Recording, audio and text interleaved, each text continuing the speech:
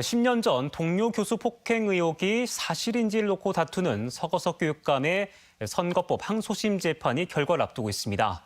예단하기 어렵지만 이 무죄가 나왔던 1심 재판 때와 비교하면 다른 기류가 흐르고 있습니다.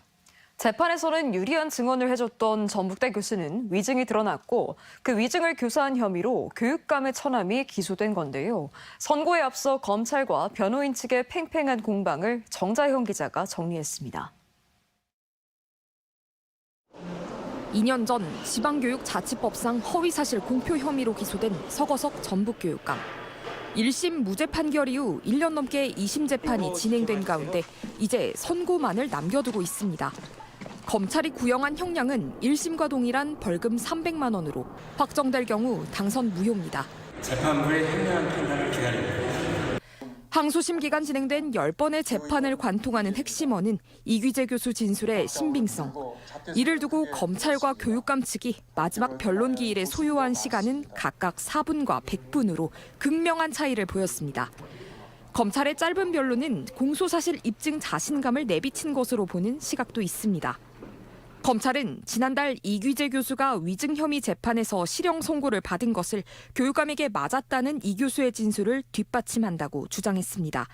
과거 서 교육감이 TV토론과 SNS 게시물 등 4번에 걸쳐 폭행을 부인해왔던 것 또한 허위 사실을 지속적으로 공표한 것으로 봐야 한다는 입장입니다. 전관 출신으로 구성된 변호인들은 PPT를 띄우며 검찰의 주장을 파고들었습니다. 변호인 측은 실제로 뺨을 맞았다면 뺨이 빨갛게 되거나 뺨 사진을 보여줬어야 하지만 동료 교수와 공유한 사진에는 이마 부위만 보이고 병원 진료 차트들에도 폭행 내용이나 뺨이 아프다는 내용은 물론 구체적인 폭행 기록이 없다고 반박했습니다. 위증 혐의로 재판 중임에도 교육감 1심에서 폭행은 없었다는 이 교수 증언을 새삼 부각하기도 했습니다. 재판부는 양측 변론 종료 이후 파급 효과가 큰 사건이라 지칭하고 4분에 그친 검찰 변론이 상대적으로 부족할 수 있다며 양측의 최후 의견서 제출을 요구하기도 했습니다.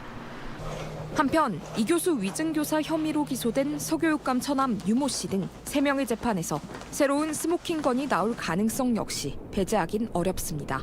서교육감 항소심 재판 선고가 내년 1월 21일로 예정된 가운데 재판부가 1심 판결을 유지할지 또는 전혀 다른 결론을 내릴지를 두고 지역사회의 관심이 쏠릴 전망입니다. MBC 뉴스 정자영입니다.